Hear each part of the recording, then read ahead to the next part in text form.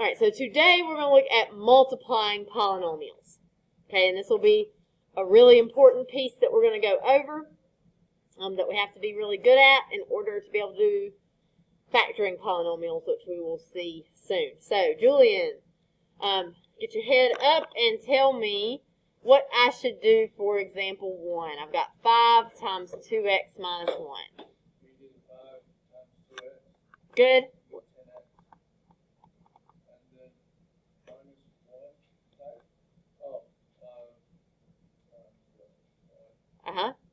And that's going to give me a minus 5. All right, 5 times negative 1 will give you a negative 5. So you have minus 5. Can we simplify that any further? We can't put that 10x and that 5 together because they are not like terms, so we can't put those together. Okay, questions?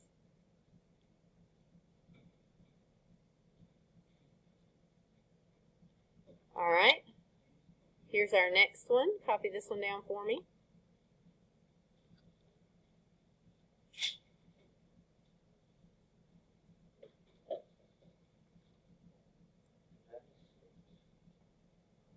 Excuse me, yes.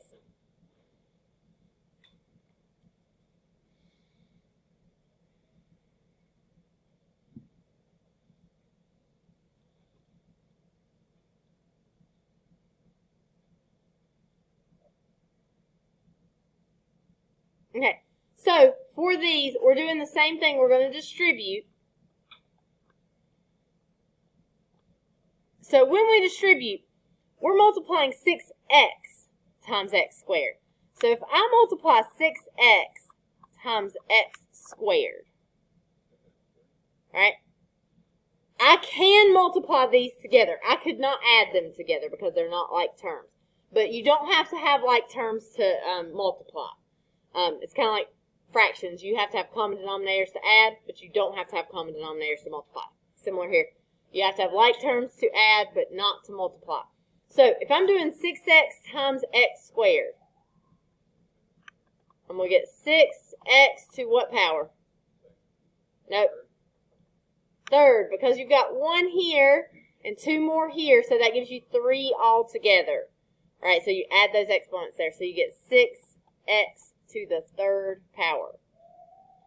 And then I'm going to multiply that 6x times the negative 3x. 6 times negative 3 gives me negative 18. How many x's am I going to have this time? 2nd power. Got 1x here, 1x here. That gives me 2. You should notice you're just basically adding an x to however many are already there, right? Because you're multiplying by that x. And then the last thing you're going to do is the 6x times the 4 and 24x.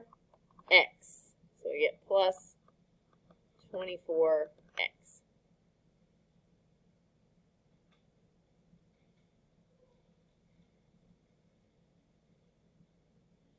Okay, everybody okay here? All right. Here's example 3.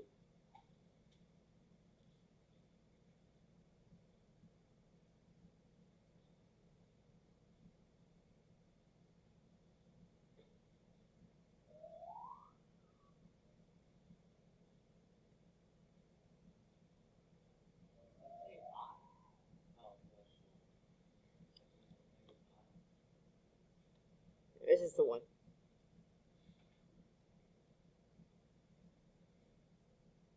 Okay. Let's see. Easton, tell me what I would do for this one.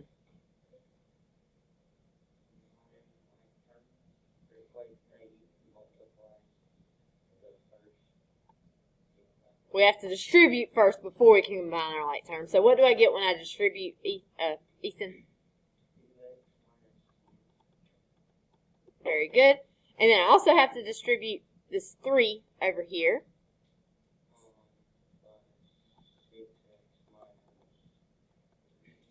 Very good.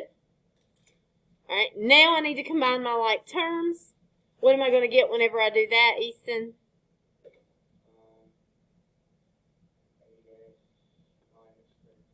Very good. The 2x and the positive 6x give us that 8x there. And then the minus 10 and minus 3 are going to give us negative 13.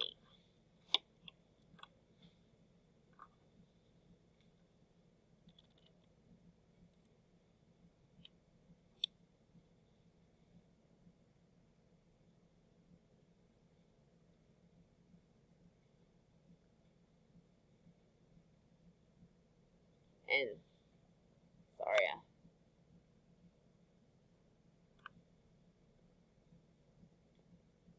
it's back here where it doesn't have that blue. There we go.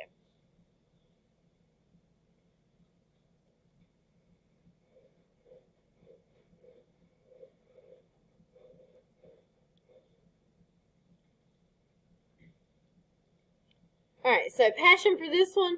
What would we do with that 2x right there? Okay, we're going to multiply. So 2x times x, what's that going to give us? Very good. And then 2x times that negative 1? X. Good. Then when we distribute here, you're multiplying that, you're taking that negative with this 3 when you distribute. So what do you get whenever you distribute here, Passion? Wonderful. And for the last one? Very good. Okay, here? Yes.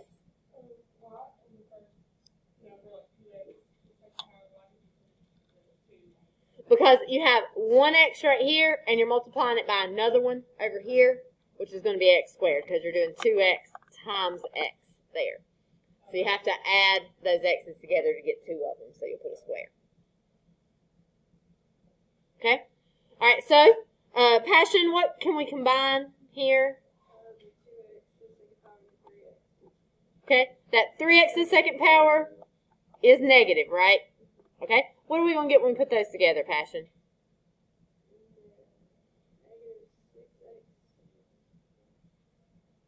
So now we are done multiplying. We're just adding them together now. Almost. The 2 minus 3 is going to give you a negative 1 instead of a positive 1. So you'll get negative x squared, or you can put a negative 1x squared. And then we'll have this negative 2x and the negative 6x. What's that going to give us, Passion?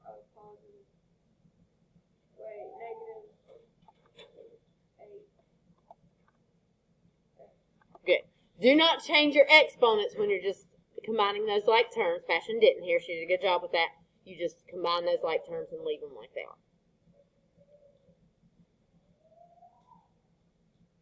Okay, questions?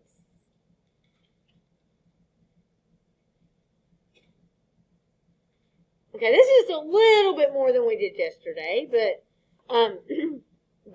pretty similar, right? You guys already you knew how to distribute with a number. You probably have not done it with a variable before, but it's not too terribly bad. But let's talk about problems like this one right here. So where's my? Copy this one down for me. We've got x squared plus 3 times x squared plus 2x plus 1.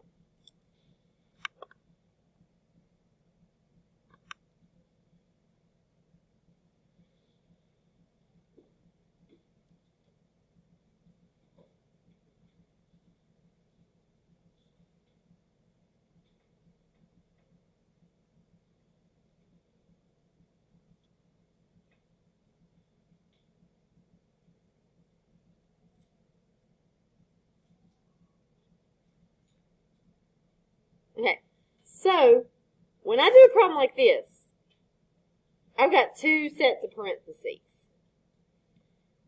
that are multiplied together. Whenever they're right there beside of each other, it means that we're multiplying those 2 together.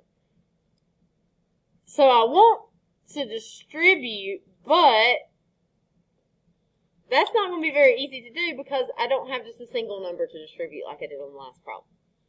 So whenever we see this happen, like we see here, we're going to have to distribute, but we're going to have to distribute twice, or we'll even see some where we have to distribute 3 times. So we're going to start by distributing the x squared, but we can't forget about the 3. So we're also going to have to distribute it in a minute. So we're going to distribute the x squared over here to this x squared, which will give me x to the 4th power. And then we'll have x squared times 2x, which will give me plus 2x cubed. And then x squared times 1, which is plus x squared. We're good here.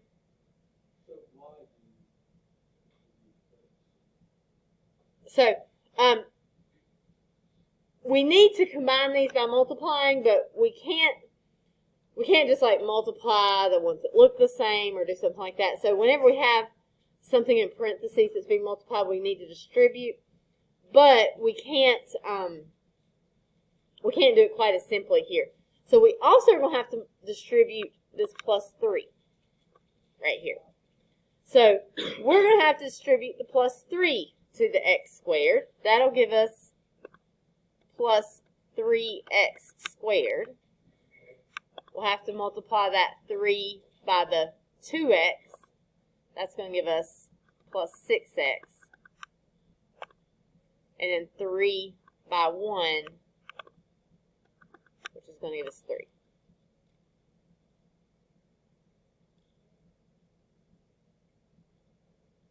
So whenever you're doing a problem like this, you're going to pick one of your parentheses to distribute. Technically, I could have used the second one, but we usually use whatever's first. And then you have to distribute both of the numbers that are in there, not just one of them. Now you're going to look for any like terms that you can combine. Vince, do you see any like terms you can combine?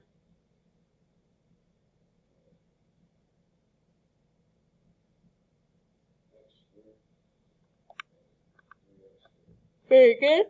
So everything else is going to stay the same, but we can put those 2 terms together. What will we get when we do, Vince?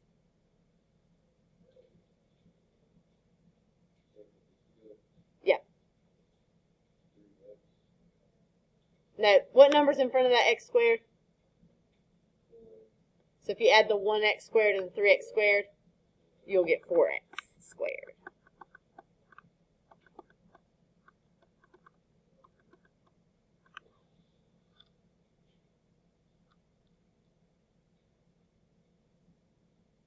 Yes.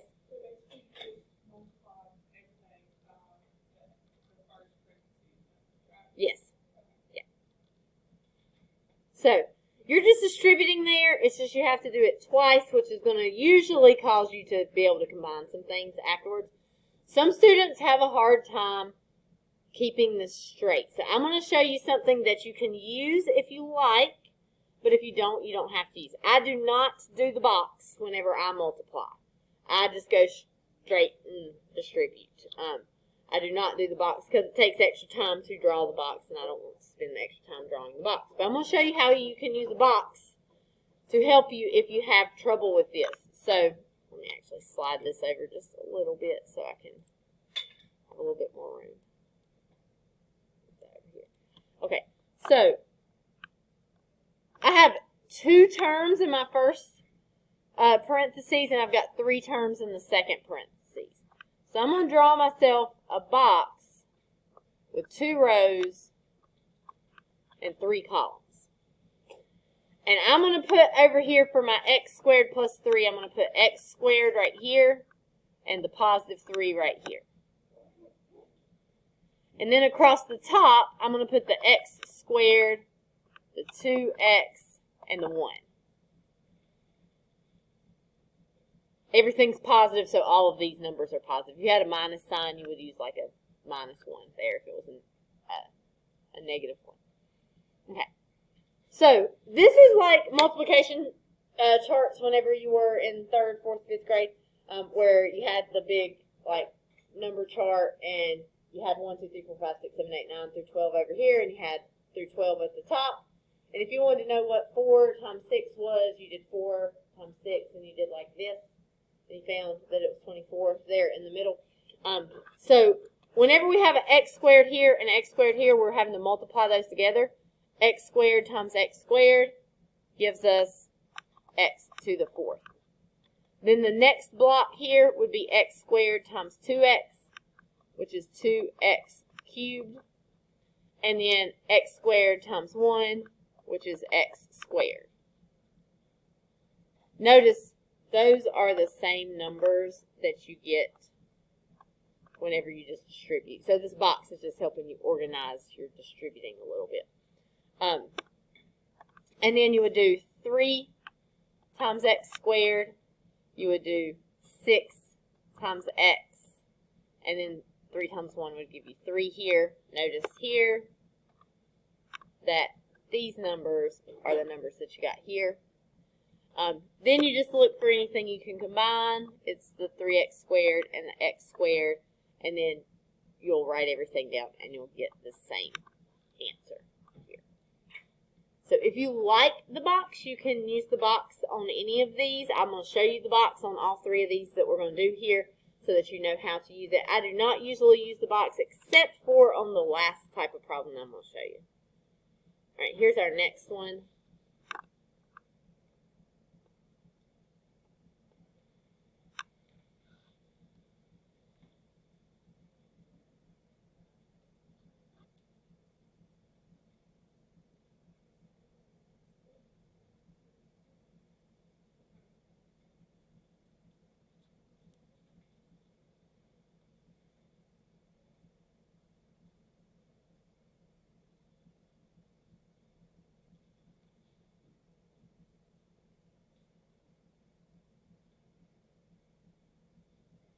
All right, so we're doing the same thing here. We're taking that 2x, we're distributing. 2x times 4x is 8x squared. 2x times negative 1 is negative 2x. Then we take the 3 and we distribute it. So 3 times 4x is going to give us plus 12x. And 3 times negative 1 is going to give us minus 3. And so we have distributed the 2x and the 3, so we're finished with that. I have these middle 2 terms right here that I can combine together. So I'll get 8x squared plus 10x minus 3.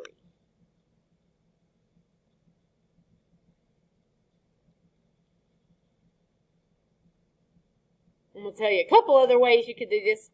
First of all, you could have used the box. You don't have to necessarily write this down, but I'm just going to show you. You're going to see it. So I could have put my 2x here, my positive 3 here, the 4x, and the negative 1 on top. 2x times 4x is 8x squared. 2x times negative 1 is negative 2x. 4x times 3 is 12x. 3 times negative 1 is negative 3. And then you can see here that those 2 on the diagonal combine. Okay, there's also one other thing that I want to tell you just in case somewhere along the line you get some really good old school teacher somewhere that uses this term. I teach it every year just because lots of teachers use this phrase. I don't think Coach Wood really talks about foiling very much. Mr. Brown might. I'm not sure. He's been doing this for a while. But when I was growing up,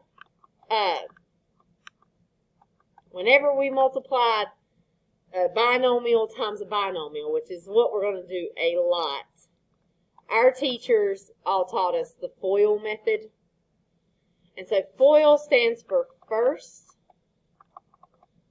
which means you multiply the first term in each parentheses, which is our 2x times our 4x. Our outers, which means that you multiply the outside terms, the 2x and the negative 1. The I is for inners. This is the inside terms, the 3 and the 4x, and the last, which is this last term here times this last term here. It's just distributing is all it is. But man, our teachers used to say that a lot. You probably won't hear me say it very much. I'll just tell you to distribute. But if you ever hear a teacher saying that you need to FOIL that out, or you need to use the FOIL method here, that's what they're just telling you to distribute there. All right.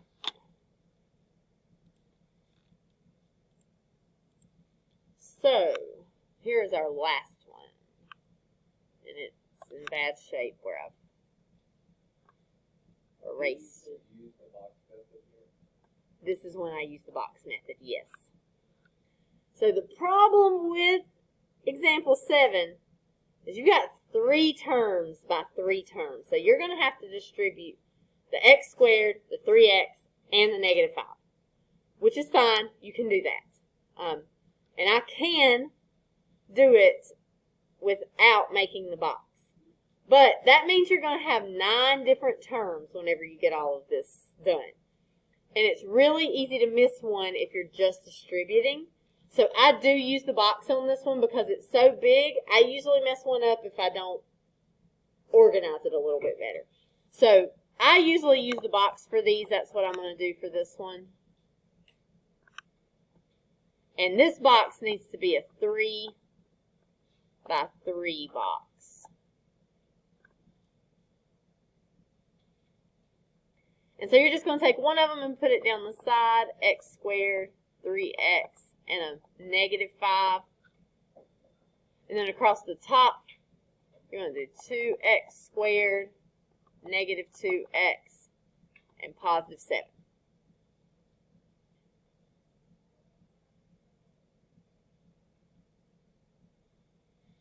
So all this does is it organizes your multiplication a little bit.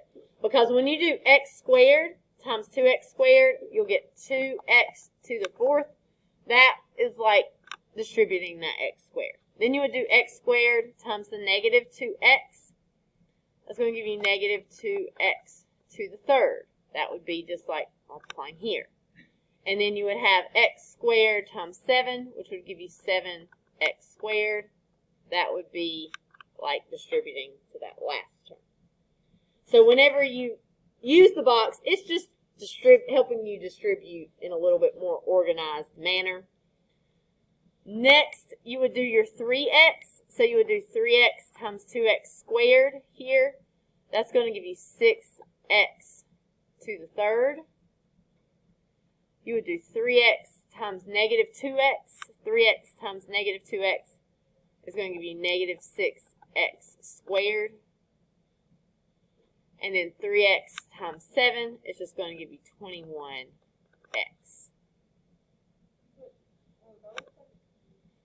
It does look crazy, doesn't it? Let me make that a little prettier. There we go. We're okay here. And then last we have to distribute that negative 5.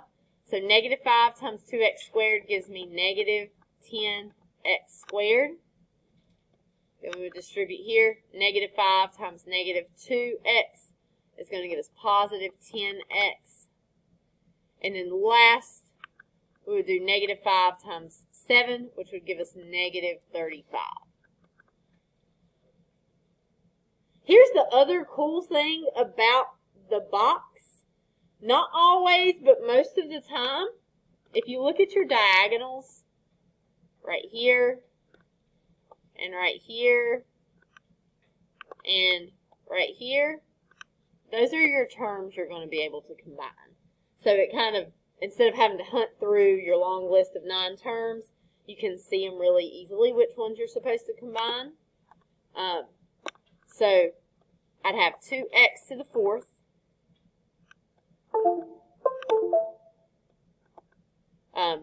Plus 4x cubed. Then I would have, let's see, Negative 10 and negative 6 will give me negative 16. If I add 7, I'd get negative 9x squared. Then I'd have a positive 31x, and then that minus 35 would just be off to the side by itself.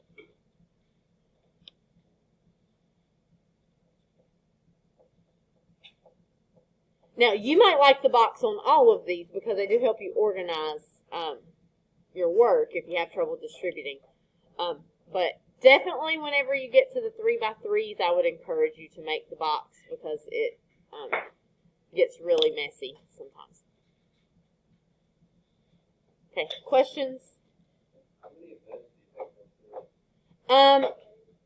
You will see, I think there's 2 or 3 on the worksheet, and you'll probably see one on the quiz or test, but it won't be a bunch.